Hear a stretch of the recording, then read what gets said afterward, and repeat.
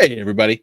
It is week 13. While 13 may not be a lucky number, it is for us here at Shoot the Gap because we have the Godfather himself, Gary Davenport. So stick around as we shoot the shit here for week 13.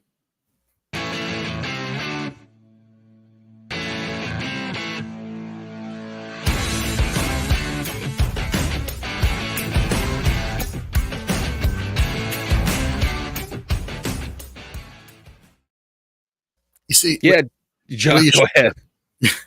What you should have done is said, well, we shoot the shit here on Shoot the Gap, and then we hit the music. But I figured we lost all of our Christian followers when I went straight into the cuss numbers within 2 seconds. But I know I was deeply offended personally.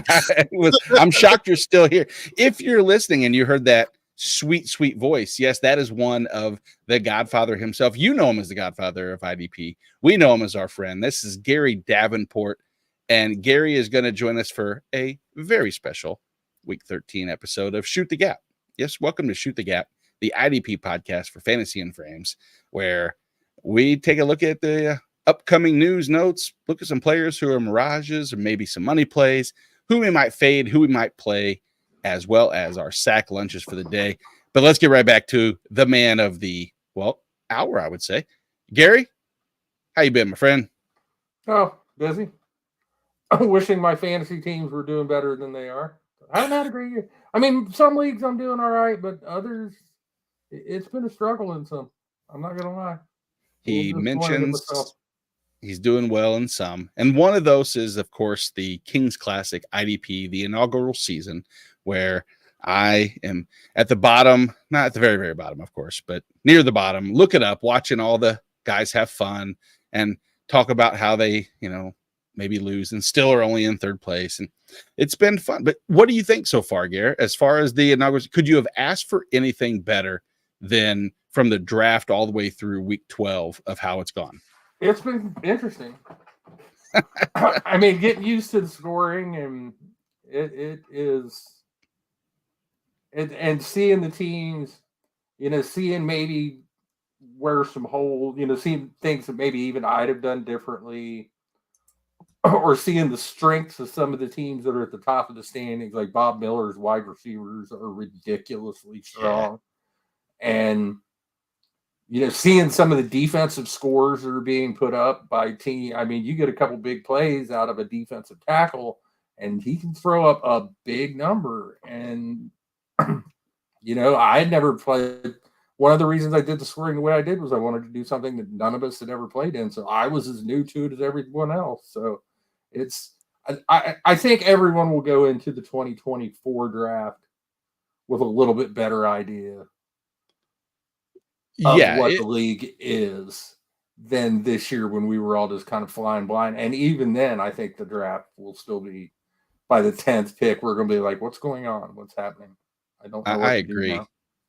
Jorge, in case you're wondering, since you have to live vicariously through me, since you weren't able to, you're going to take, you're going to be next year heavily involved. But for instance, put it into perspective. In week 1, and without getting into detail about how the scoring is, put it into perspective. Week 1, the top 2 scores were TJ Watt and Josh Allen, 56 and 50 points respectively.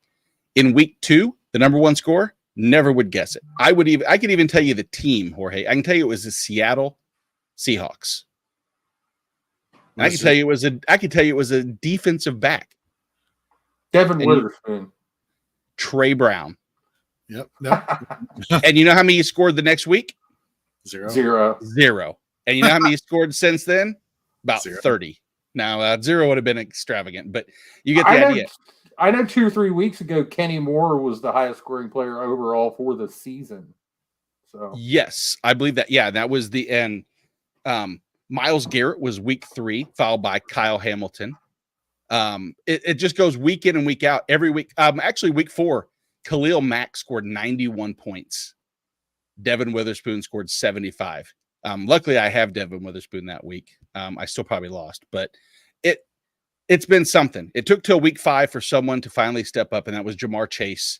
That was the leading scorer. But we could go each week. We could go on and on. We could talk about Kings Classic, but let's talk about some IDP. And if you want to read about some IDP and look at some of the IDP articles we have out, like the IDP Roundup, waiver wire articles, and start sits, check it out over at fantasyandframes.com. You can find all of our rankings over there. And of course, if you're still with us, the marathon of Wednesday nights, where Wednesdays are for fantasy here at Fantasy and Frames, you've watched Dynasty 365, Fourth and Frames, and now Shoot the Gap. You know you have the waiver wire show on Tuesdays, and then, of course, Sunday morning, the pregame show. But let's go ahead and let's start talking some IDP. We have Gary here. Jorge, I didn't ask you. How are you, buddy? It feels like it's been too long since I've been his. I think I've been off for 2 weeks now. I'm finally back. Yeah, no, thank you. It feels great to get the gang back together, and really honored to have Gary on. Just, you said it, he's the godfather of IDP to many, but we're fortunate to be able to call him one of our friends. So it's a pleasure having you on, Gary, and I can't wait to talk some shop, man. Heading into week 13, we're a couple of weeks away from the fantasy football playoffs. It's crazy. It's craziness. No, I can't even believe it. I know it seems like a relief for Gary when he's writing. I believe it's 3,000 articles a week. I'm not 100% sure if that's accurate or not, but I think it's probably close. Well, lazy. What they say, idle hands are the devil's tool, and as our bye weeks are the devil's tool when it comes to telling me. This week we have the Ravens, the Bills, the Bears, the Raiders, the Vikings, and the Giants. Not necessarily the murderer's row of offensive players that you're missing, but a ton of IDP options. And I think that's probably going to lead us into the first segment, which is let's talk about a little news and maybe some notes.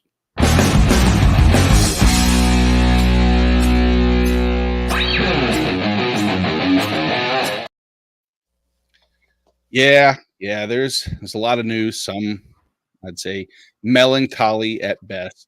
Start from the top. Jalen Phillips, what a stud. Tore his Achilles.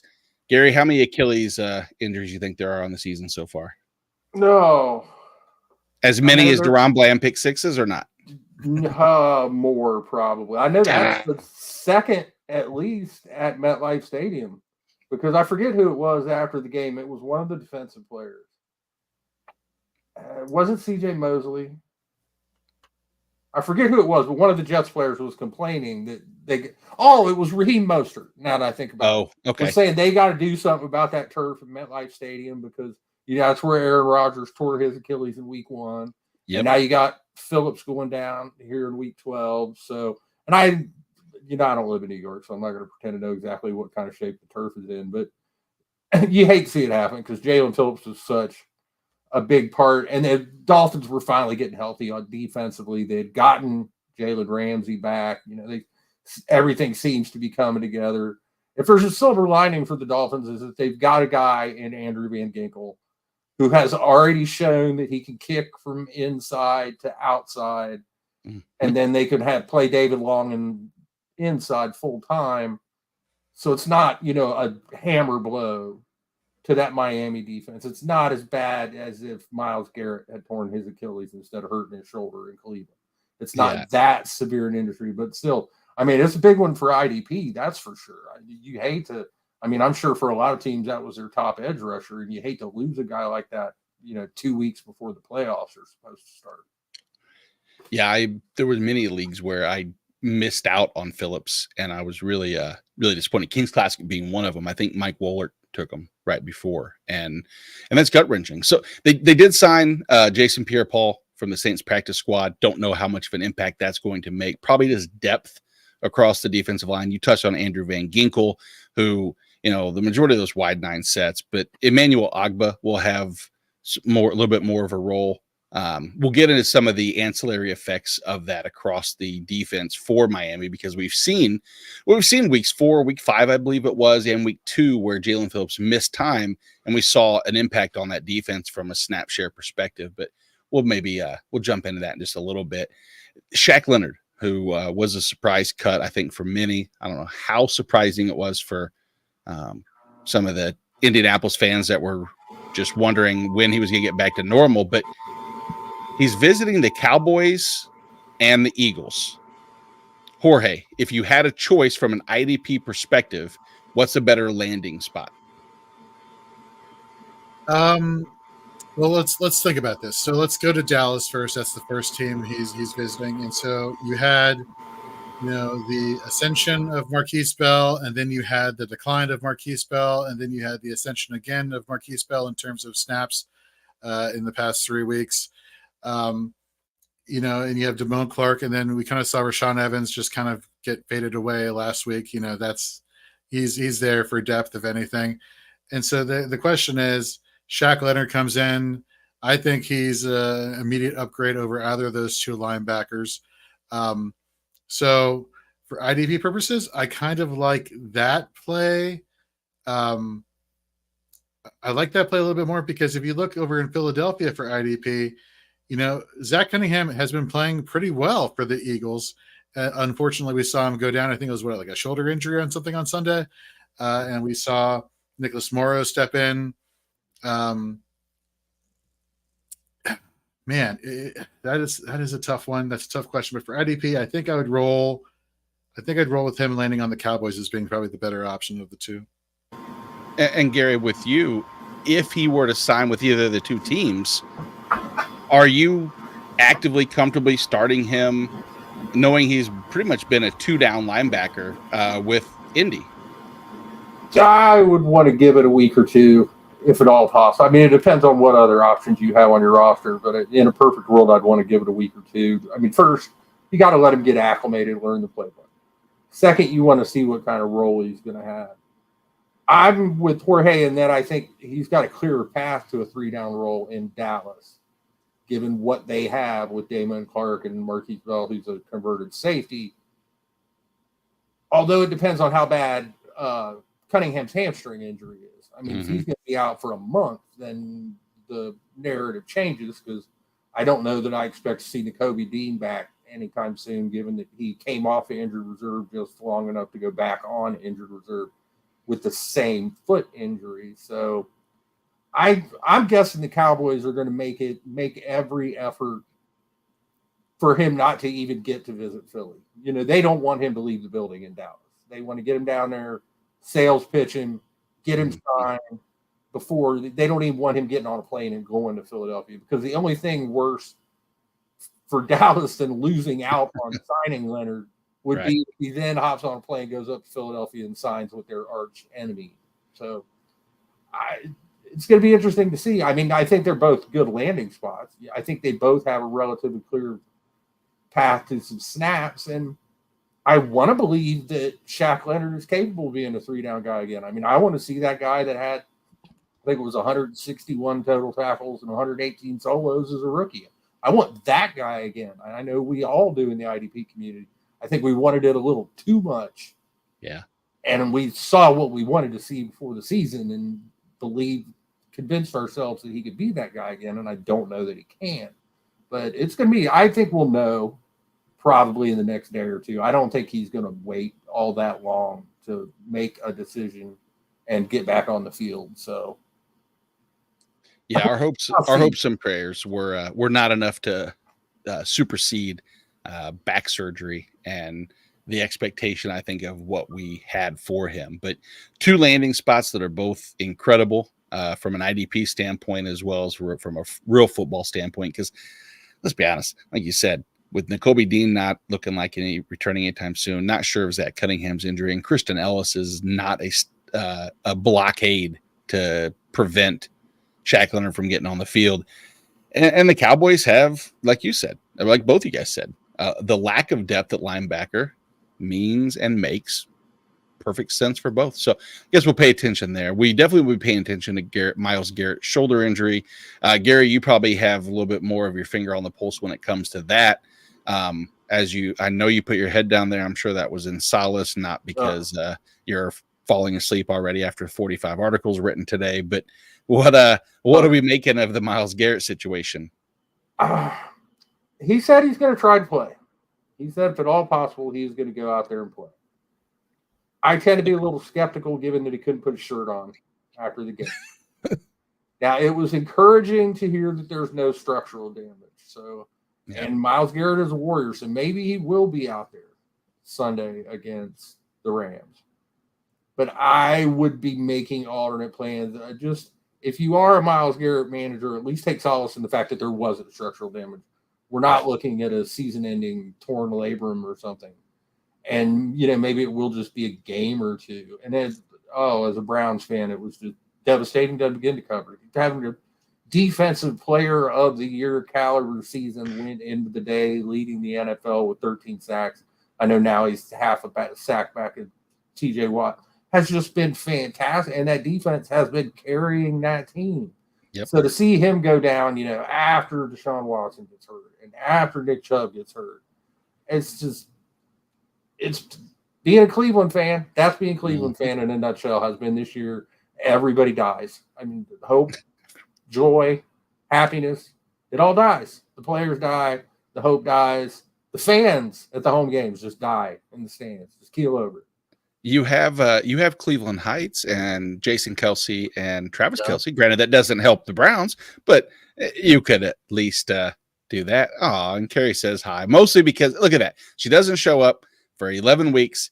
Gary shows up, still no autograph in her book, but whatever. They still showed up for him. And yeah, in regards to Myles Garrett not being able to put a shirt on, if I look like Myles Garrett, I probably wouldn't put a shirt on either. I think that had nothing to do with my shoulder as much as anything else. A person who I wish would put a shirt on for a team in like the CFL or maybe the XFL would be Alex Anzalone. He's expected to miss some time. I think we will talk a little bit about the next man up situation there. I don't know what sometimes going to mean, but I believe that it's an opportunity for others. We talked about Zach Cunningham earlier. Obviously, we'll get some more effect as far as Nicholas Morrow and Christian Ellis, and if it's Shaq Leonard. The Von Bell injury, Jorge, I haven't seen necessarily anything more as far as Carolina practice reports that say anything other than he didn't practice today. But I wouldn't expect him to come back. We did see Jeremy Chin activated off the IR. Is there any hope for Jeremy Chin in this, injury situation? Please say no so I don't have to get my hopes up. Gary, please say no so I don't have to get my hopes up. Jorge, will Jeremy Chin play over under 12 snaps this week? He'll play over 12 snaps this week. That's setting that bar low. Yeah, of course I'm setting it low. Why would I not? I think you'll get 12 snaps. It might take a month to get 12 tackles, but I think you'll get 12 snaps. Hey, baby steps, guys. Baby steps. Who knows? I'm scared to drop them. I haven't been thinking, but I just don't want to because it's like, I don't want to let go. Can't let go, but I gotta let go. It's bad news. Yeah, it's been a rough year. It has been. It's been a weird year for Houston Texans as a whole. Denzel Perryman returned today. I don't know, Gary, Jorge, if either one of you are clairvoyant, I want you to tell me. Jamie takes the over on chin snaps. I like that. Chin snaps. It is kind of catchy. Sounds like a dog treat. It does. One that makes you poop a lot because he's given me indigestion and diarrhea all year long watching him not play. And then as Craig, managers with Jeremy on the teams have been taking it on the chin this year. But yes. Oh, yeah. Craig is here. Walk out. All day long. Don't forget to tip your servers and your bartenders. But I don't know exactly where I was going with that other than the Houston linebackers. If I've learned anything is that as soon as we think it's one person, a la, Henry To'oTo'o, then we know it's going to be the next person of Blake Cashman. Gary, in the short and sweet of it all, with Denzel Perryman returning, what is your overall synopsis of that linebacking core and how it, I would say, parlays onto your fantasy roster? I think Cashman is safe. I think. I'm not going to swear to anything because, like you said, the Houston linebackers have been a carousel all year. And I mean, you miss one tackle, and D'Amico Ryans is like, "That's it. You're on the bench. Get the hell out of here." So I think Cashman's safe. Christian Harris played 100% of the snaps last week. I don't know that we're going to see a repeat of that. I think if Perriman's a threat, it's to Harris.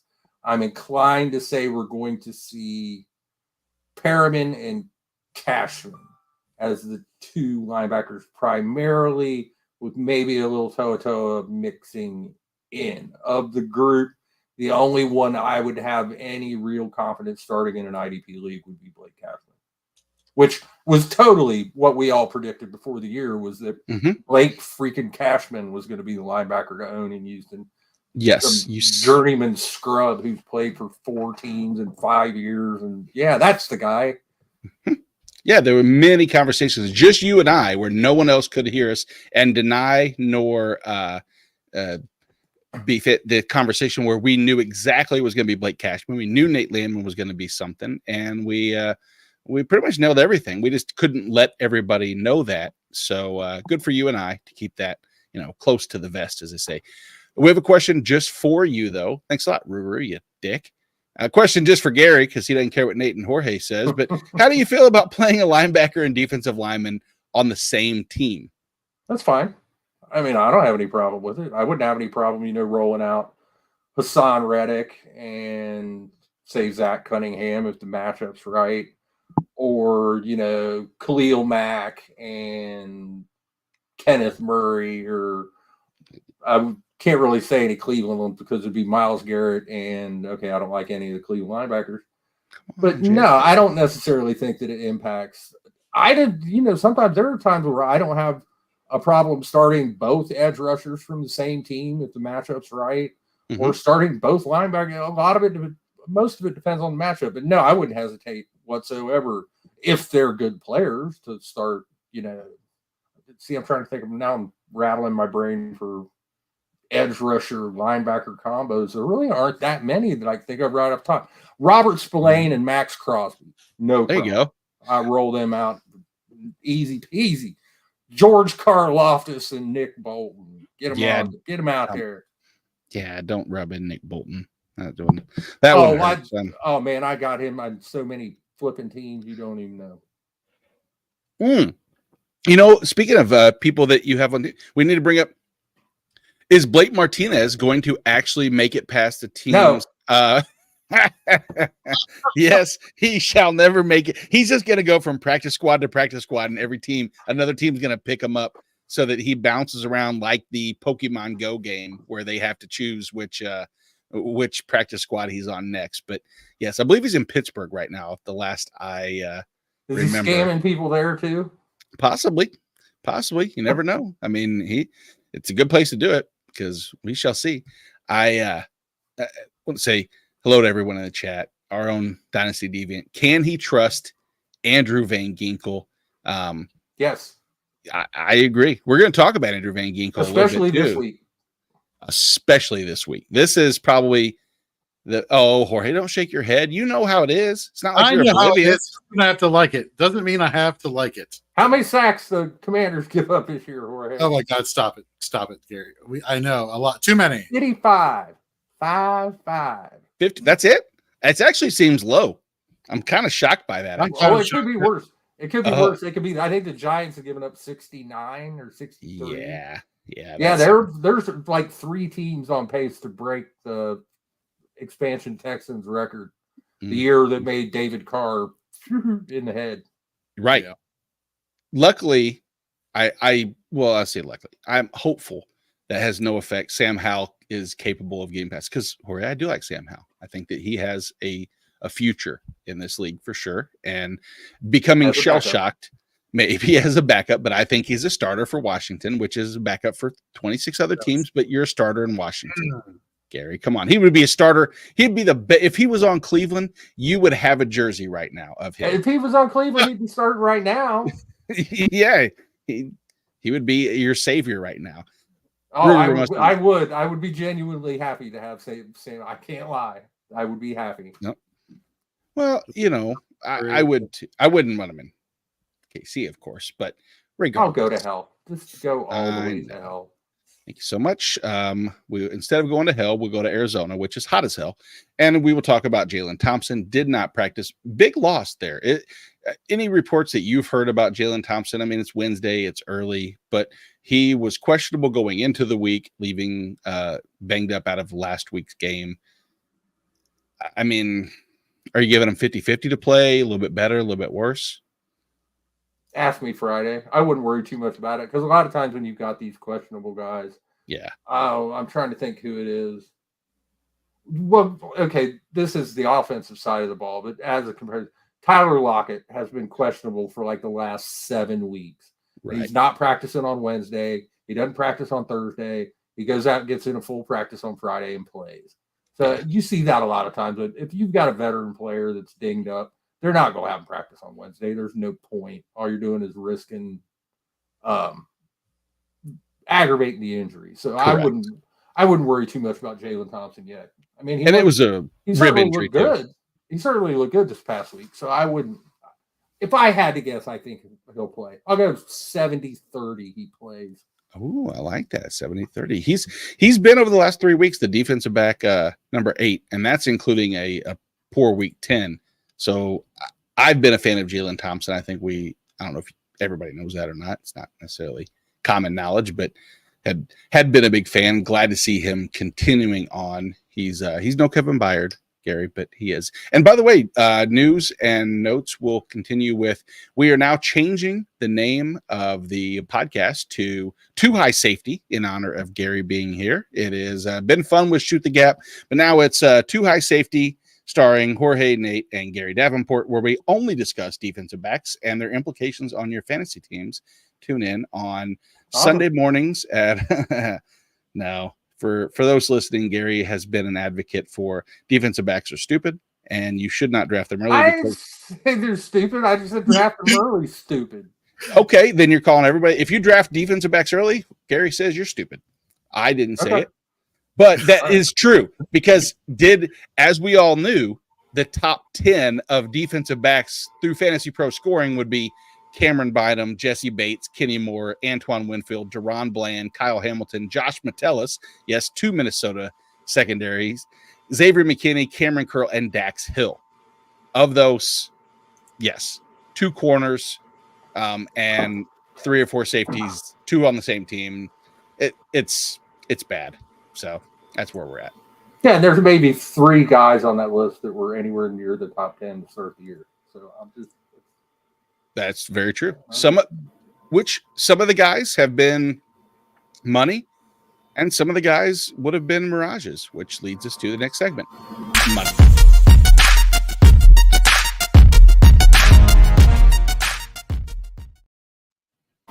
I hit that a little bit early. My bad. Okay, no, like Carrie said, it's going downhill fast, and we need to cut this off. And me talking for those new, the Money and Mirage segment is essentially where we take a look at some players who over the last week or a couple weeks have been performing at a clip that maybe is sustainable or maybe unsustainable, or they're in a situation where we need to determine, are they going to be a money play for your roster going forward? Or are they simply a mirage that will like a fart in the wind? Let's start with one in Montez Sweat there, Jorge, coming off what I would say is his best game since joining the Bears, where he got a sack and a half. But do you think that was strictly a one-off and he is going to simply fade into oblivion? Or is that going to be something that maybe is telling of what he looked like in Washington?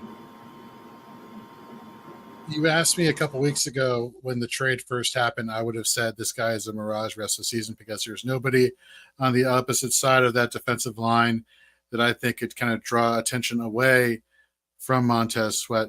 But if you look over the past 2 weeks, DeMarcus Walker has put up just as many pressures, if not more, than Montez Sweat, and has an impressive win rate against offensive linemen, just like a Montez Sweat. So if anything, you're kind of getting that now, and you kind of saw that in his performance on Monday Night Football against the Vikings. So I think I'm going to say money. Okay. I mean, I can understand where you're coming from. I simply am not 100% as sold, but I do think that the addition of an offense that's capable of scoring right now has helped, inflate some of his value. Gary, what about you with Montez Sweat? Do you think that he's finally getting acclimated to the, to become a monster of the midway, or is he simply going to? I don't have a good segue from that. So just money. Yeah, I'll go money. I think he's got DL2 upside the rest of the way with Chicago. I mean, I expected him to be essentially the same guy that we saw in Washington. I mean, they don't have the tackles that the Commanders do, but it's not like Chase Young was really playing great in Washington for a while. So Montez Sweat really hasn't had that much help off the edge. So, yeah, I mean, he's not a guy I'm going to do cartwheels over, but I'd like to be his agent or his accountant or clean his pool or something. Get a little piece of that $98 million. But I don't know if he's $98 million good, but if I got to pick between money or Mirage, I'll go money, just maybe with a small case, a lowercase m. With this lowercase m. And by the way, if you're listening, Montez Sweat, Gary is happy to come and be your pool boy in Chicago in December. Sounds like a really way to go out on a limb there and take the high road. Rich people have indoor pools, Nate. That is, I don't have your money, Gary. I'm sorry. We barely had an above ground pool that I had to finally tear down. I don't even have a pool. I'm lucky to have indoors.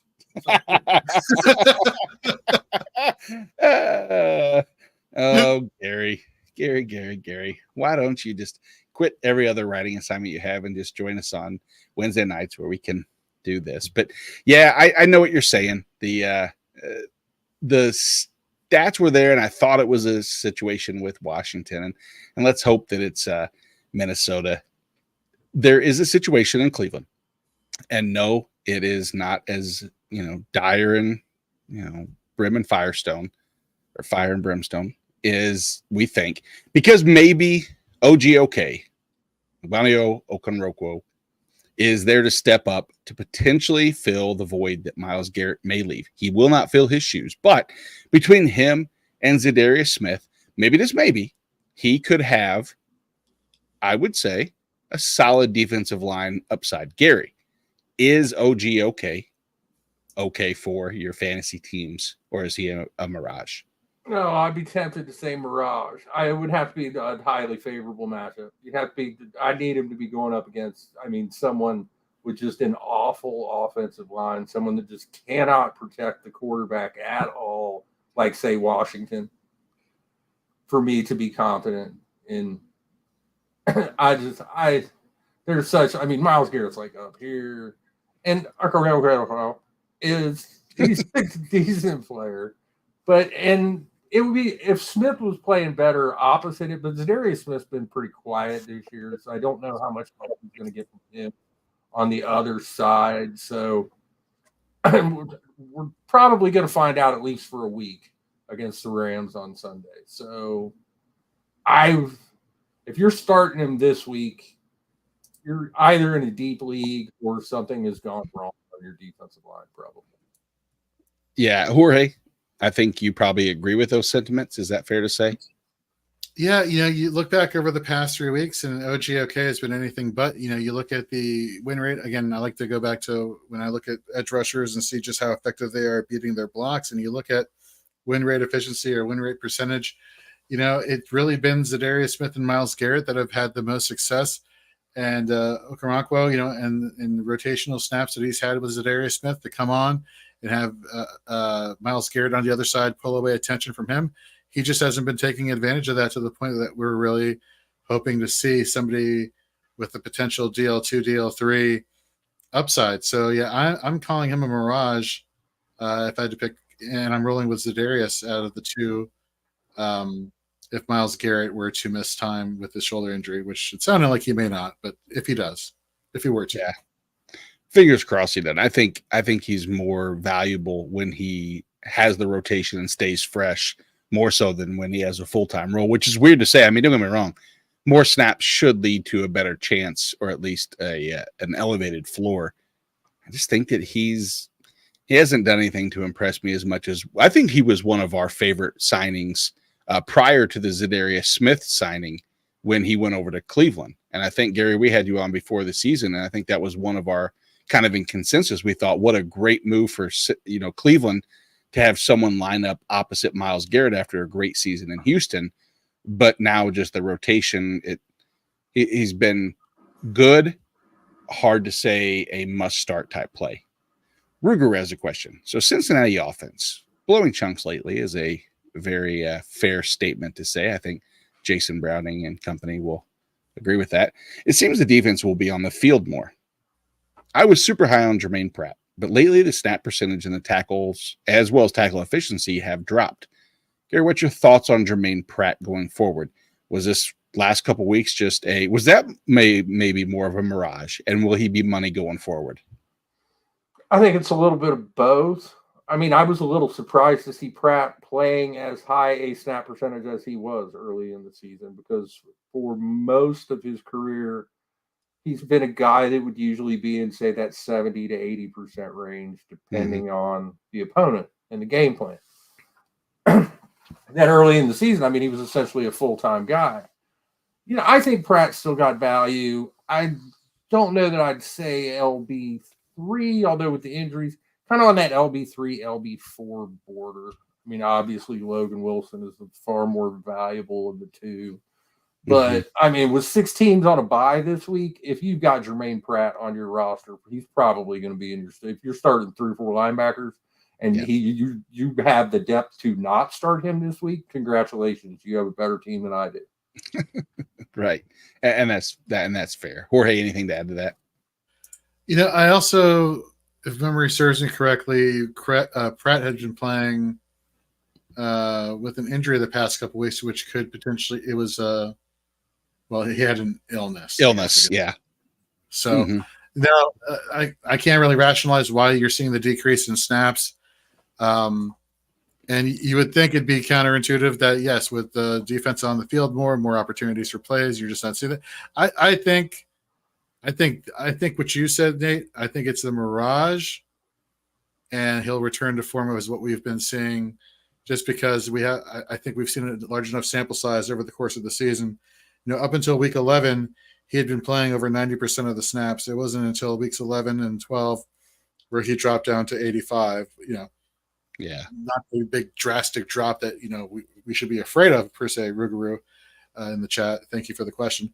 I think he returns to form. I think this is just a couple bad weeks. And you look back at the Pittsburgh game, it wasn't exactly as one-sided throughout the game as one would think, where it'd be just complete domination and snaps of the Bengals defense. Like, the Steelers kind of kept it rather balanced. I don't know. I think it's an anomaly. I think you're still safe with Pratt going forward. They crushed Pratt. Pratt's illness he had was missed tackleitis, because he couldn't tackle Najee Harris or Jalen Warren. He was missing every tackle possible. So sick of being beaten coverage.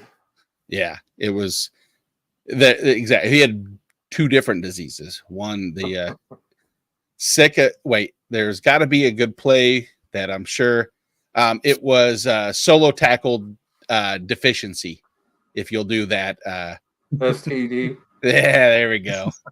I'm here all week, everybody. My Venmo's at Nate Markham. If you like what you hear, you can always tip. It is incredible. Thank you so can much. see his OnlyFans.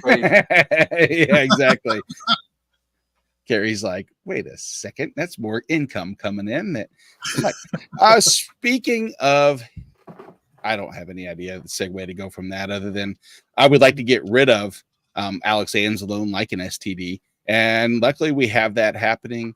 And we've seen, or what we can see potentially, is Derek Barnes or Jack Campbell stepping into that role, or a role. The question then is, not knowing exactly how, or maybe we do, the snap percentage and the role. I believe it's Derek Barnes will have the green dot. Gary, Derek Barnes and or Jack Campbell, give me a money or a mirage for both what you think may happen. Oh, I think I'm going to go money for Barnes, only because he's going to be wearing that dot and he's going to be on the field for every snap. And mirage for Campbell. He just hasn't looked ready this year. And I mean, it's not that Campbell has been out of position a lot. Mm-hmm. It's that he seems to hesitate quite a bit. It's like the play starts and the guy goes, and he just for that split second, he's not sure what to do. And in the NFL, that split second, that's all it takes. The guy's past you. You're dead. Yep. And I think that's what's eating into his playing time. Now, his playing time has increased of late, and I think he's becoming more acclimated, more comfortable in the NFL. And I think Jack Campbell's going to be a fine linebacker at the end of the day. But no, if I was going to, like, if you've got both available on your waiver wire in your IDP league, and in shallower leagues, they probably are, I think Barnes is easily the guy you want to pick up over Campbell. But even then, I don't know that. I mean, we just saw Josh Woods take over for Kaiser White in Arizona, and he played 100% of the snaps last week, and I think he got like 4 solos and an assist. So I don't know that just because Barnes is putting on the dot that you want to pencil him in for Anzalone's numbers. That's to be a dangerous thing to do, to just assume that when a linebacker gets hurt that the guy behind him is going to go in and put up the same numbers. But I do think Barnes is a guy that, with 6 teams on a bye this week, not a great matchup against the Saints, but it's not a terrible one. I think they're like 12th in fantasy points allowed to linebackers, and all their wide receivers are dead. So I think you're going to see a lot of Alvin Kamara. So Barnes money, Campbell mirage, but not too bad a one. He's inching toward money. He just hasn't quite made it there yet. Got to give it like time. You see the lemonade stand as a mirage. When you get there, it's not quite lemonade. It's just, lightly pee. water. No, that dehydrates you. That's a bad thing. It's water with lemon peel in it, we'll say, or pee. It could be pee. It could be pee. There's no doubt. But you've already had Alex Anzalone on your team. Jorge, would you disagree or agree with what Gary said? I guess, is there any differences from what he just said? I think the only difference I would have is, like you mentioned, Gary, him inching towards money. I think he's at a snail's pace, personally, getting towards that money side, just because even in the limited snaps that he, again, I like looking at efficiency, and obviously snaps play. You put those two together, that's a beautiful thing. And you would think that, a first-round pick with his pedigree, even on limited snaps, would have a really high tackle efficiency. It's not been great. And so what that tells me is, okay, you're going to see the bump in snaps, and sure, that's fine. But what is he going to do with those snaps? And I always get concerned when you see a bump in snaps with a player, especially a defensive player, like do you inherently see a decrease in efficiency just because you're getting more opportunity, and then you go on top of that, he has a missed tackle rate of 19% over the past few weeks. So, you go back to last week, he had a tackle efficiency of 9.7. So that's just too many things are sliding in the opposite direction. So I agree with you 100%. I think Barnes is to play here. And yes, with the buys, you may be forced to start Barnes and even Campbell to a certain degree. And yes, is there precedent for like people with high missed tackle efficiency still being fantasy relevant because of just the volume and the snaps that they're playing? Absolutely. Mm-hmm. Do I think he's in a position though, or has he shown enough for me as a fantasy manager to roster him and start him this week? No. Now, prior to week 10, he hadn't missed a tackle all season. Now, granted, that is seeing no more than really an average of about 30 to 35 snaps per game for Campbell. If I'm going to sprinkle a little positive on Derek Barnes, even more so, is that if you play in a sleeper league, so sleeper league people pay attention, Derek Barnes has defensive line eligibility. That is humongous. I know, don't exactly. It's as much as people shake their head at MFL. Why does he have defensive line eligibility? I don't know. If sleeper, if you're listening, don't change it. Has Derek Barnes ever in his life been a defensive lineman? When he got offsides, top corner. Never. And that's great for me because I happen to catch that. So you, the listener, now, if you're not in a league with, jump through that loophole. Jump through, take advantage, and I'll start him at defensive line. and then I move Marquise Bell, who's technically defensive back, and then you lock those two in. So yeah, that's that. Now, A little bit of cheat code, if you will. Marquez Bell doesn't really bother me though, because he's got Correct. safety eligibility at my fantasy league. He started out as a safety, Correct. and then they turned him into a linebacker. So that I'm okay with. Yes, But I agree. Derek Barnes just whatever. It's bad, right? Jorge, did you know that? Did you know he had defensive line eligibility? I did not know that. Are you actually actively checking your sleeper leagues right now to pick him up and put him in your defensive league? Sorry. That's the actionable advice that I want us to be able to deliver here at Shoot the Gap. Some more actionable advice would be, what do you do with JOK? I will say this. The last 2 weeks, he has been on my start list, and I have been pushing the envelope to say, I believe the week against Baltimore all lined up perfectly for him. He had good history with Baltimore. I don't trust the linebacker rotation that's been going on, Gary. You've seen that. It's a brothel of linebackers going through there in terms of playing time, but he's seen the majority as of late. Let's assume that Anthony Walker misses another couple weeks. Does that make him easy money, Jorge? Yeah, if Walker's not playing, I think he's easy money. Using let's use, for example, Fantasy Pros IDP scoring. He's the LB4 the past couple weeks since week 10 with an average of 18 points per game. Since week 10, he's had 17 solo tackles, 9 assisted tackles. I'm not worried about Sione Takitaki eating into snaps or opportunities.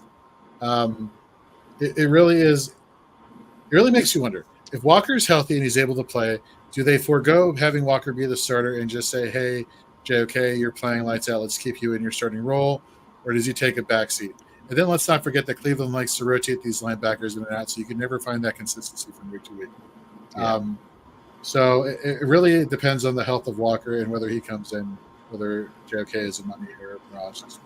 I wouldn't worry too much about Walker eating into JOK snaps. What they've been doing is Walker and Taki right have been platooning as the defensive play caller, and then JOK has been playing the other linebacker. I guess you could call it the will spot, but it's just the other linebacker spot because Cleveland plays nickel essentially all the time. I want to believe. I mean, I beat the drum so hard for JOK coming out of Notre Dame, but my arm about to fell off, and we just have not seen it yet. But these last couple weeks, I mean, there have been glimpses. He was all over the place against Denver. I think it was 11 or 12 total tackles and a sack, forced fumble, just flying around, not getting caught up in the wash like he was before. Maybe it's just a matter of getting some experience. Maybe it's a matter of adding a little bit of size because, he was on the small side entering the NFL. I want to believe it's money because I love the kid's skill set, and I think it's a great fit it was a great fit for what Joe Woods did defensively, and I don't know that Jim Schwartz has really changed that much so far as what the linebackers are doing in Cleveland compared to what Joe Woods did. Schwartz's influence is really on that front four and getting that wide 9 in there and getting the ends spread way out and having it and wreaking havoc, which he's been fantastic, of course. Should be on the short list for assistant coach of the year. But yes, I want to believe so bad. I want to believe so much that I go buy a JOK jersey. I want to believe so much that I want to talk up re-signing him. I want to believe. Well, you can believe. And you know what you can believe? You can believe that the fact that they have such talented wide 9 edge rushers that has allowed JOK to have the lines and the gap ability to be third in the NFL in tackles for loss, which is incredible for a linebacker that, number one, from a snap percentage that we have seen, he's not nearly – if we look at the top 10 in terms of tackle for loss guys, the majority of them dominated by edge rushers and defensive ends. But when you look at it's Levante David, JOK, and that's really it from a linebacker, short of you go down a couple down and you see Micah McFadden, who blitzes a ton. But That's the incredible part. His athleticism has led him to have these huge splash play opportunities that if he just saw a 10% bump in snaps, he's a linebacker too that I'm comfortable starting week in and week out, but I can't trust that 10% bump. And it sounds like none of us can. We want to believe, let's hope that while I don't hope Walker's out, I hope that maybe it's a. Oh, I don't think he's going to play this week. I don't either. I mean, going I forward for anything. multiple. Yeah. This would be his second missed game. I mean, there was talk when he originally got hurt of potentially putting him on injured reserve. So okay. I think I would say he's 85, 90% he's going to sit this week. So, and given how much the Rams rode Kyron Williams last week, yes, could be quite a bit of opportunity. I think also it has helped JOK that the defensive tackles for Cleveland are so much better this year than they were last year. Our tackles were garbage. And we said that, Dalvin Tomlinson coming over was going to be such an important and they got Shelby Harris and exactly. They got some guys who, if nothing else, can just take up space and occupy a blocker to where JOK can whiz past them and get in that backfield and get the running back, as opposed to Joe McSchmuck and who gives a damn, who gets shoved out of the way by the guard, and then the guard just picks JOK up and gives him a hug. And JOK don't get to tackle nobody. He can't tackle nobody if people are hugging him, man. He don't want to hug. He wants to hurt people. Well, I want to give him a hug because he's done really well for my fantasy teams the last couple of weeks. I'll tell you who a person I have had a little bit of, I would say, a IDP hug of a man crush, and that I'm finally glad to see him get the opportunity is Jordan Battle. So here's a situation where it took 11 weeks for them to realize that in Cincinnati, Nick Scott sucks and Jordan Battle is the better player. I think he's a money play going forward. Jorge, would you agree or disagree with me? I think he's a money play because I don't see anybody else on that Bengals secondary taking that job away from him. You saw his first start last week, 31 box snaps, nearly double than the next highest safety on the team in terms of box snaps played. He had 8 total tackles, albeit three solo versus 5 assists. I kind of wish it was the other way around. But there is plenty of upside, to what a person mentioned. Let me find who it was in the chat. With Cincinnati's defense more than likely being on the field than their offense is, you would think that they would be. You think Jordan Battle will be in a situation where he would be playing a lot more snaps, a lot more tackle opportunities, playing closer to the line of scrimmage. But again, the first start that was a little concerning. That 3 to 5. I know that's pulling strings here, and that's very variable. Tackle numbers, whether it's a solo assist from week to week, and I'm looking for things to poke holes in. But for me, he's money in the sense that I don't think you have to worry about Nick Scott coming and taking over. No, the rest of the season. Gary, agree, disagree, input? Oh, I agree. The Bengals the scorekeepers in Cincinnati have been kind of assist heavy. I mean, they're generous with awarding tackles overall, but they tend to lean more toward assists and solos. So you wind up with those 3-5, 2-7. The kind of stat lines that we don't necessarily love. I wanted Jordan Battle to be the starter from the jump. I expected him to win the job because he's not the most athletic guy. He's not the biggest guy, but he played a ton, started a ton of games at Alabama. Very smart player, knows where to be. And I thought he would beat Nick Scott out in training camp. Now, why he didn't, I don't know.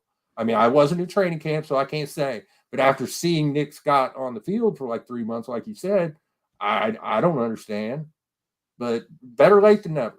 You know what? Lou Anarumo, better late than never, Lou.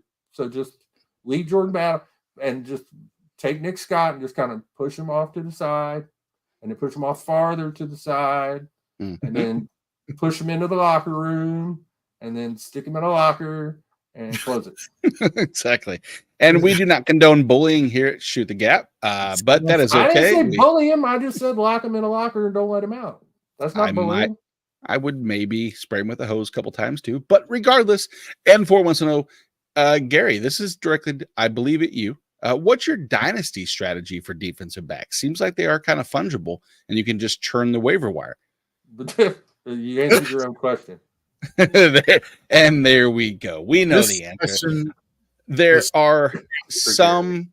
I think there are a few that obviously, if you can get them late enough. The problem with a lot of the defensive backs is that you are churning the waiver wire to get those guys, and you realize, I just picked this guy up off waivers. Why do I want to invest a dynasty spot for something I can burn and churn? So that's fine. Well, we saw this for the next guy. Last year, if you had Jonathan Owens on your team, you would have assumed, hey, you know what? This is a dynasty gold mine. Granted, it was also because he was playing about 90 snaps a game, which didn't hurt. But Jonathan Owens now with Green Bay, Gary, money or mirage for Jonathan Owens if we see maybe the Rudy Ford, Darrell Savage return. What do you think? On my bench in the IDP Only Championship of the Universe last week, I lost the game by like 16 points. He scored 46 sitting on my bench. Not bitter. I'm not bitter at all. No. Unfortunately, I think it's a mirage because Darnell Savage is back at practice. So yep. I want to believe, because I think he played really well against the Lions on Thanksgiving, that if he can keep up that level of play, that the Packers are going to try to find him some kind of role. But I don't know that he can maintain that level of play. If he could, why wasn't he already starting? And I think we're going to see Savage and Rudy Ford back on the field. So, and that's been the thing with Jonathan Owens. The same thing happened last year in Houston. The first half of the year, he's racking up a dozen tackles every week, and everyone's like, who the hell is Jonathan Owens? We're all looking him up, Wikipedia him, and oh, wow, Simone Biles. And right, exactly. And everybody rosters him, and then week 9 it starts to decline, and by week 13, week 14, he's on the waiver wire because he wasn't doing nothing. So unfortunately, I think that's where we're headed now. I'm not saying cut him right away because we don't know for sure, and given the numbers that he's been putting up, I wouldn't necessarily cut bait yet. But I'm gonna have to go mirage. It pains me, but I have to. Jorge, agree? Yeah, it's hard to ignore the 97 box snaps, 23 solo tackles, 13 assisted tackles since week 9. But you guys hit it around the head. Rudy Ford, Darnell Savage should be back. And if there was any concern about Rudy Ford and his injury, well, when he came back versus Pittsburgh, he was the predominant safety in box snaps. And, we saw Owens still put up, 7-8 total tackles that week. But, with both these safeties coming back, Savage and Rudy Ford, I too, as somebody who's invested coincidentally in a dynasty league that I'm in with Nate, with Jonathan Owens, barring an injury to either one of these guys, I don't feel comfortable starting this week. So what you're saying is we need to like Nancy Kerrigan, Darnell Savage. No, because that's what I heard Jorge say. Well, you heard somebody needs to just jump Darnell Savage outside a convenience store and flap him on the knee about 7 times with a lead pipe, and then we can have Jonathan Owens every week for the rest of the year. I will not condone the injuring. That's cold, Jorge. Jorge, that's what we heard you say. I mean, come on, just accept what it is. Let's move on. Ruger has a question. It's defensive back night. It is the lights are on. Nancy Kerrigan has destroyed Darnell Savage's knee. It is Tanya Harding destroyed his knee. It was Nancy. Oh yeah. No, it wasn't Tanya Harding. It was what's his name? Jeff Galooly? No, Jeff Galooly. Yeah, that's what it was. Oh my God, was that right? I think that's right. I don't know. Sounds right. I'm going to say yes because we're going to move on because Ruger has a question that's much more important than Nancy Kerrigan and Tanya Harding. He's currently playing Jalen Thompson, who does have a rib injury, should be fine. Derwin James, Cameron Curl, but he needs one more. Do you start Donovan Wilson, Marquise Bell, or Alante Taylor? Gary. I'm going to go Bell because he's seeing more snaps than Wilson. Seeing a higher snap share. He's playing essentially linebacker. Mm-hmm. And Wilson and J. Ron Kirsch have both disappointed me this year. I haven't been as productive as I expected. And, I'm not running a corner out there over either one of those guys, especially this week. They're playing. Who have the Saints got? I should know the answer to that. Go ahead. Sorry. It's not a great matchup off the top of my head. So, yeah, Marquez Bell pretty easily, actually. The Lions. They are correct. And I'm playing Bell as well. Jorge, you playing Bell? Playing Bell. There you go, Rougarou. You got it. My bell. And if we are telling you which people to play, we should probably tell you which player to fade. And let's go plays and fades.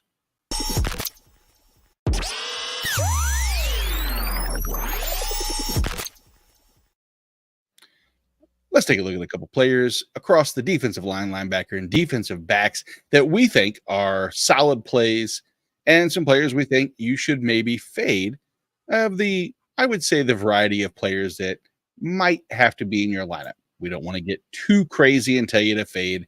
Yes, the defensive line, number 75, you should fade X, Y, and Z. But I'll start it off. I'm going to jump in. The play, we talked about him earlier, Andrew Van Ginkel, the Miami Dolphins, in a matchup against the Washington Commanders. Jorge, earmuffs right now. Earmuffs? There you go. The Commanders suck, and they cannot block any. What I said, Jorge, is that the Commanders are in an unenviable position of protecting Sam Hall. And Andrew Van Ginkel steps into a role that is, I would say, advantageous. If we look back at weeks 2, weeks 4, and weeks 5, while Jalen Phillips was out, Andrew Van Ginkel stepped in, had 14 tackles, 4 sacks across those 3 weeks, finishes the defensive lineman number 4, the defensive lineman number 23, and the defensive lineman number 4 in those respective games. I see nothing against the Commanders that says he won't have a week that is defensive lineman number 2 is more than generous for where you need to start him. So Andrew Van Ginkel, you are my play for the week. My fade's going to be Chase Young. I know that if we look at the last 3 games, you say, Nate, but he has a sack and a half. He's been extremely sack or bust. I don't see the tackle volume that he had when he was with Washington. The Philly offensive line, honestly, is a mismatch, even without, Lane Johnson. And they've had their issues because they've been in some of these shootouts. I just don't like the Chase Young if I had to go sack or bust exclusively. I want to add one more. I'm going to say this.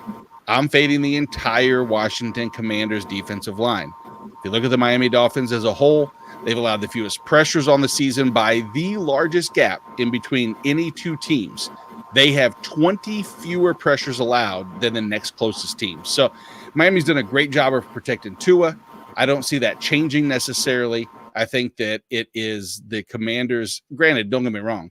If we had to say, quick, name the 2 defensive ends. Yes, I know you 2 derelicts can name Casey Toohill and the other guy, and not Jonathan Allen, Deron Payne, but I don't trust any of the pass rushers for the Washington Commanders.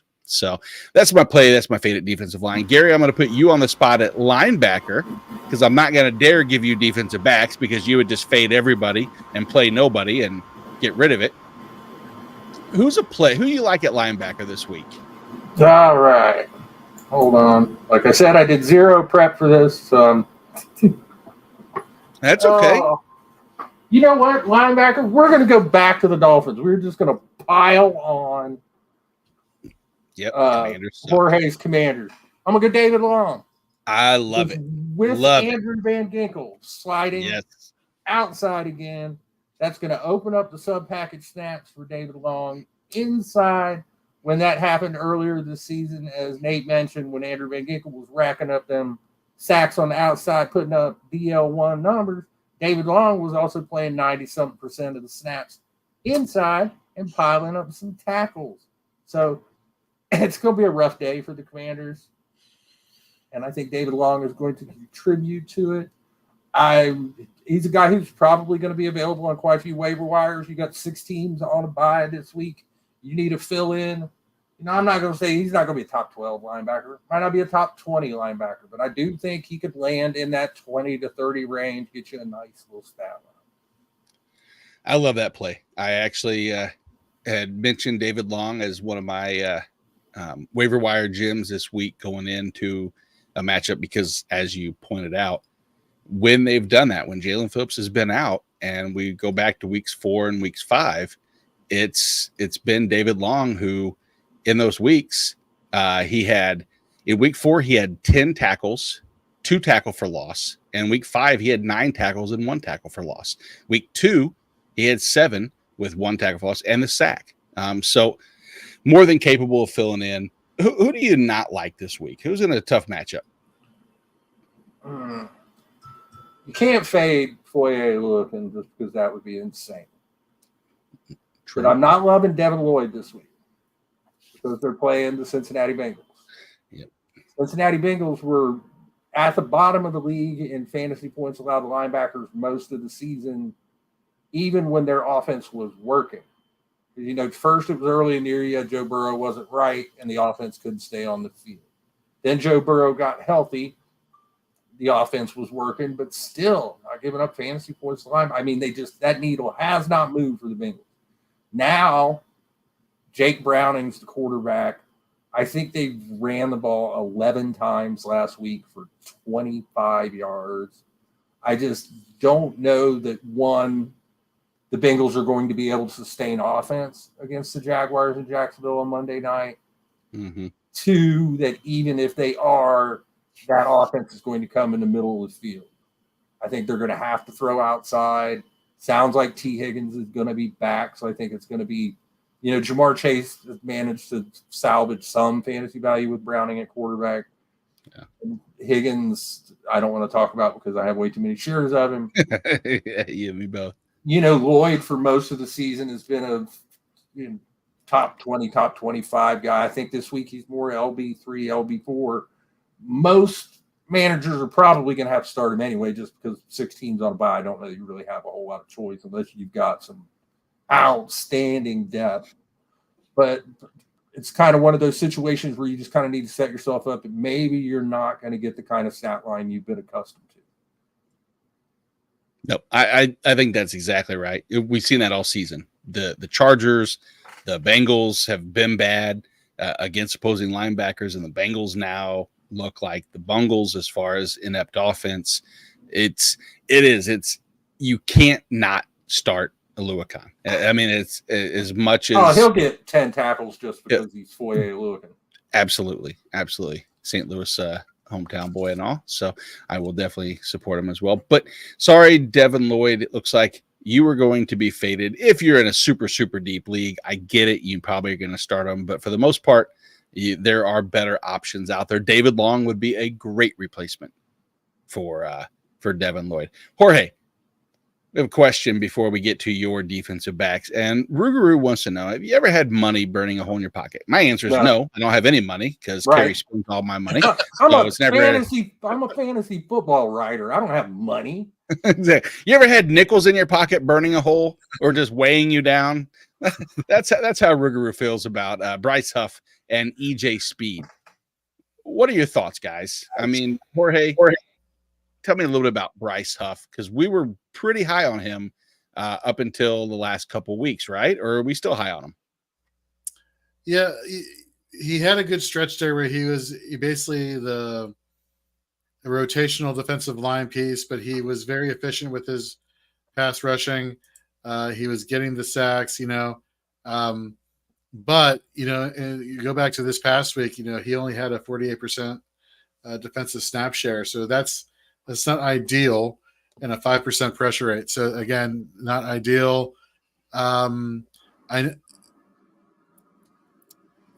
so this will kind of segue a little bit into the daily fix show we have here at Fantasy and Frames, which is on Fridays with Keith Fleming, where we talk about IDP prop bets a little bit. I feel more comfortable placing a prop bet on like a half a sack, something along those lines for Bryce Huff than I do for a fantasy football team having him as a member of my roster, just because of his pecking order on the depth chart or in terms of defensive snap usage. EJ Speed, on the other hand, we did see the uptick in play this past week. I'd feel more comfortable having EJ Speed on my roster than I do Bryce Huff. Gary, anything to add to those two? Or are you? No, I'm pretty much in lockstep with Jorge on that. I haven't seen what Speed's snap share was last week, but I'm guessing it's 85+%. Everyone assumed that when Leonard was cut loose, that it was going to be, and the Colts play a ton of 2 linebacker sets, and it was going to be Ji-Ayir Franklin and EJ Speed. So I think Speed, in most leagues where you're starting 3 or 4 linebackers a week, he's a weekly starter now. Whereas Huff's a dice roll guy that, if you're playing Washington, you roll him out there because their offensive line is terrible and they can't protect Sam Howell at all. And they've given up all the sacks ever. But if you're playing against a nominally competent offensive line that's not 5 matadors all saying Olay at the same time and letting their quarterback die like in Washington, then you probably Huff's kind of a risky play. Wow. Gotcha. All right. I think that is a very fair way to synopsis. I don't want to say segue because that sounds like what the defensive linemen are on when they get past the Washington Commanders they're all on offensive line. They're all on hovercraft, segueing into Sam Howell. So speaking of speed and EJ Speed and or speed of defensive line getting past the offensive line for Commanders, Jermaine Pratt or EJ Speed this particular week, I assume. I'll lean, Gary, I'll let you take that one. That's a good one. That really is. That's coin very toss, tough. Close. Jaguars and the Titans are the 2 opponents. Yeah. Gross. I am going to lean Pratt because I think Jacksonville will do a better job of generating offenses and sustaining drives than Tennessee, who has, Will Levis come out and had that great 4-touchdown debut, throwing bombs to DeAndre Hopkins, and ever since then the offense has kind of dried up.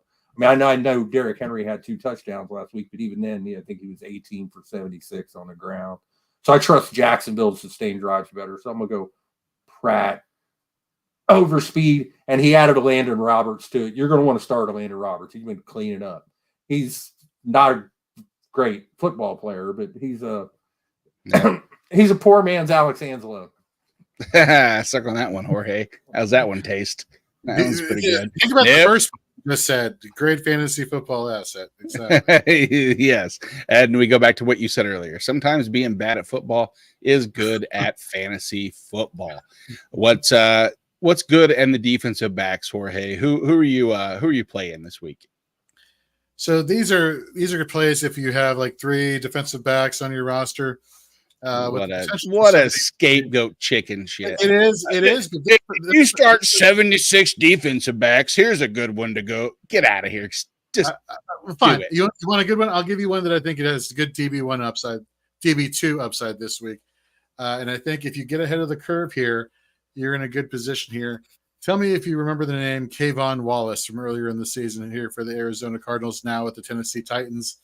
Total snaps be damned. Since his time in Tennessee.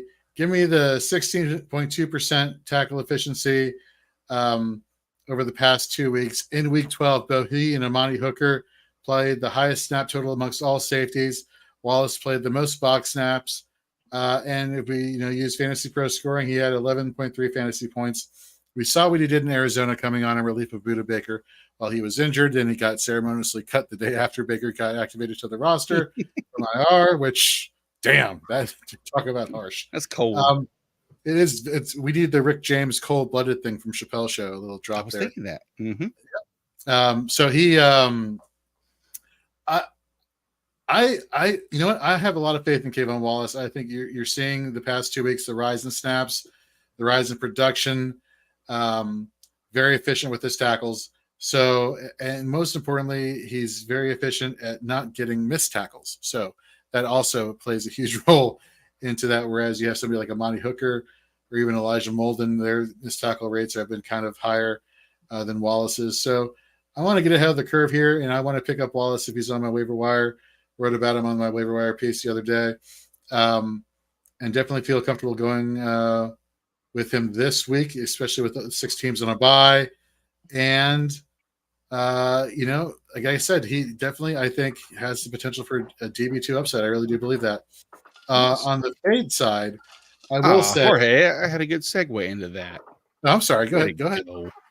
No, it's too all right. What the 5 figures say to the face? Slap. Who are you slapping down? Not fading or not playing, but you're fading this week. Yeah, right. I messed that up. That's my fault. No, that was not great. Well, who wasn't that great, despite the hype that a lot of people in the community wants to crown the next second coming of Talanoa Hufanga. Ji-Ayir Brown, rookie, 3rd-round pick, San Francisco 49ers, got the start last week. I know a lot of people are really high on the rookie, and a lot of people want to, anoint this guy as the guy to have in the secondary at safety for the San Francisco 49ers. But let's not just ignore what Tayshaun Gibson Sr. did last week against Seattle. Led the 49ers in box snaps, 5 total tackles, 4 solid, 1 assist, a sack, 13.3 points in Fantasy Pro scoring. For me, I'd rather start a Tayshaun Gibson over a Ji-Ayir Brown, regardless of the fact that Ji-Ayir Brown is the new hot take there. I think we need to pump the brakes there for longer range of outcomes for the rest of the season until he actually does something of relevance. No offense, but what has Tayshaun Gibson done over the last? He's actually been playing very well the past few weeks. So has he? Let's talk about this. Let's go week 10. He had 1 tackle. Week 11, he had 3 tackles. And week 12, he had the sack, which inflated some of the scoring. I don't disagree with the snap and the box, the box snaps and the opportunity. That is 100% true. This is also me being vindictive and defending Ji-Ayir Brown. So let's take that with a grain of salt that I'm just being mean. Let's also forget the time you're talking about with his low tackle numbers. Hufanga was still playing at that time. So Touche. I know that. Gary, are you on team Ji-Ayir Brown or team Tayshaun Gibson? Senior, by the way, not even junior, senior. I've rostered Brown in a couple leagues, but I haven't started him yet. I need to see something. Yeah, Gibson is who he is. He's a deep league. I mean, I can't say that there's never been a week that I've picked up Gibson and rolled him out there, but he's not low ceiling, low floor, just not all that inspiring. He's a lot better NFL player than he is IDP option. He's been in the NFL for. He's a senior, so clearly right, like 11, 12 years. Yeah. He played for the Browns. Played for the Browns a million years ago, and that was before stops in he's been in Chicago, he's been in San Francisco. He's been around. He has. He probably has a son playing right now in college that soon will be up, and he will be the next person, Jorge. Actually, Jorge, you never said you're playing Tayshaun Gibson, so I'm only just giving you trouble right now. Mm-hmm. But yes, Rougarou, we will see you Sunday morning. Jamie, I know that the compliments we take them because, as he said, my favorite part of this podcast, you guys just keep going with elite content and you don't stop. Not sure if that's a compliment saying you guys don't shut up, but I will take it because he says, give me 3 hours of this show. I would do so. Gary has about 45 articles he still has to probably write. So I'm not going to do that to him. So we're going to wrap this up with one of my favorite segments, which is the sack lunch.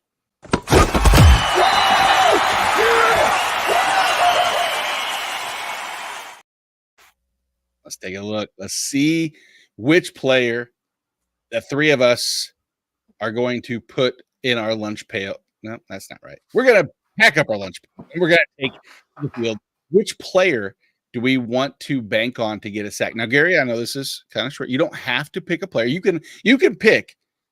Granted, this is the way this is working out is that the overall winner for the season in the most correctly predicted sack totals of the week throughout the entire season is going to be the quote unquote winner, and the loser then has to send them an Uber Eats. Let us know. As of right now, Jorge has been phenomenal in that. I've been mediocre at best. You have a chance. You got a clean slate. You can pick anybody in the NFL. Who is your most likely player to get a sack this week? Well, feel like I could pick TJ Watt, but that would be kind of. You can do that. You can do whatever you Yeah, want. but I do that. If I could do that, I do that every week, and then I get a free Uber Eats card. But you can't. You have to pick a different person each week. Oh, but I'm gonna go a little deeper. I'm not gonna go Van Ginkel because you already mentioned him. I'm gonna name another kind of under the radar guy that I think is probably on the waiver wire in quite a few leagues in case somebody needs some edge rush help. Give me Byron Yong of the Los Angeles Rams against the Cleveland Browns this week. Browns are, I believe, 6th or 7th in fantasy points per game allowed to defensive ends. Young quietly putting together a nice season. I think he's up to 45 total tackles and 5 sacks. Got good pressure numbers. He's just one of those guys kind of flying under the radar. 25-year-old rookie. So a little old for his first season in the NFL, but he's playing well. And it's looking like the Browns are with the Browns who have a banged up offensive line because they're injured everywhere. Are going to be starting 38-year-old Joe Flacco at quarterback this week. And Joe Flacco is many things. He's rich. Fleet of foot. That's not one of the Agile. ones I was going to say. Oh, you know it. Interesting. Fast. There's Mike Vick, quick. Mike Vick, Lamar Jackson, and Joe Flacco. Modern day Yes, YA Super Bowl Kittle. ring out of those three. Yeah. Easy. Randall Cunningham was okay at running the ball as quarterback, but he's no Joe Flacco. Pride of Delaware. So Byron Young going to get home this. I wouldn't be surprised if both edge rushers for the Rams got it. And I'm a Browns fan, so I know depression, Hecht, and Byron Young could both get a sack this week. There we go. Jorge, try to top that. I'm gonna try, and this is gonna be quite the try. And I'm actually not gonna go edge rusher, as I'm gonna go interior defensive lineman. I'm gonna go with the rookie Calijah Cancey, Tampa Bay Buccaneers against the Carolina Panthers. According to PFF, have one of the worst offensive pass blocking units in the entire NFL. You look back to Week 12, his pressure rate of 11.4% trailed only Shaq Barrett along the entire defensive line for the Tampa Bay Buccaneers. I'm going to roll with that. I'm going to roll with that number. I'm going to take a swing here and say Cancey against this great matchup against Carolina. He's gonna get a sack against Bryce Young. Okay, I like your defensive tackle. I wish we gained extra points for that. You should. I mean, Gary should gain extra points for taking the Los Angeles Rams pass rushers. You should take extra points for taking defensive tackle. I should probably lose points because I'm taking the low-hanging fruit. And I'm going to go with Christian Wilkins against I think we've already discussed the offensive line woes that this man, this beast, this behemoth of an individual can take advantage of.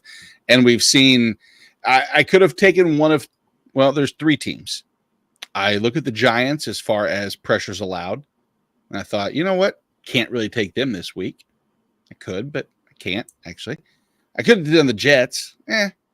But I'll take the next best thing, the Washington Commanders. And yes, Christian Wilkins. I should have taken Van Ginkel. I could have taken Bradley Chubb. I might have taken Emmanuel Ogbah, maybe Jerome Baker. But I'll go with Christian Wilkins. And my guess is when he gets the sack, I'm going to double up and I'm going to say there will be a dance that almost includes the splits, maybe not entirely. That's my Christian Wilkins sack lunch. Wow. No extra points for celebrations, by the way, Gary, in case you were wondering. Carrie did text me on the side and wants to know if it's okay to sit on your lap because you have the Santa beard rocking really well. I don't feel comfortable with her asking that question, but whatever. I mean, I think it's innocent, but we shall see. Wait till next expo time. Keep her close. But here, what? Oh, is what many of time. You know what? I'm going to go ahead and just stop right there. 4:24. Don't need to get in any more trouble. Thank you for joining us, man. I hope we didn't take up too much of your time. No, my pleasure, man. I'd say that we don't have another couple hours to tell you the old generic, green stick. Oh, what do you have working on lately? We know you have everything working on. We know you're doing a little bit of everything. Is there anything specific or special though that you do want people to pay attention to? Just follow me on Twitter at IDP Sharks. I promote everything there. So I don't want to promote one article at the expense of another. I love all my children equally. No, I don't really. There are some that Nope. are my He favorites. hates Some that aren't. like us. We're your favorites. Like Just tell us. I do a drops column now every week at The Athletic, and I enjoy writing that one because you can. It's The hate a mail nice, you get right yeah, in it's it. a nice, no, it's a nice outlet for you, the anger and the repressed rage that you feel after some player goes out there and catches one pass for 11 yards on 8 targets. Then I can just sit down and say, just drop his ass.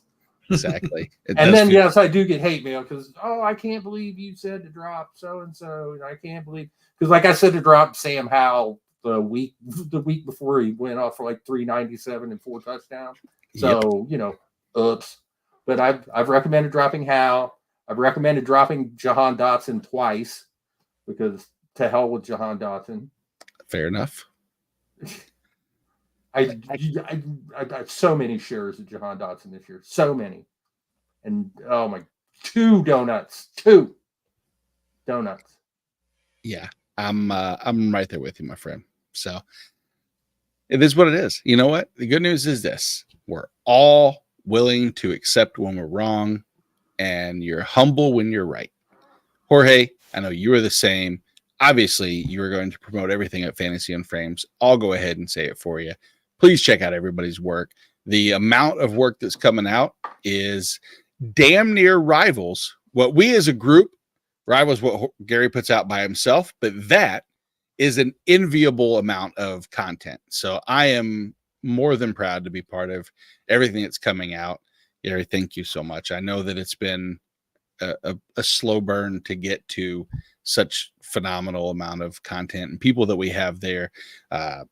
Shout out to everybody in the chat tonight. Obviously, we see this. Jamie wants to let us know that at the expo, party at his house with a place to crash. He's only 40 minutes in Cleveland. That sounds, you might want to be careful what you wish for, my friend. Right. Be careful. There's about 3 one-shoot guys out there right now that got invited to. You don't know what might happen, man. You never know. It's the expo. The motherfucking Catalina wine mixer is the football expo. So, but I'll leave you on that. Jorge, Gary, Nate, thank you all so much. We'll see you next week.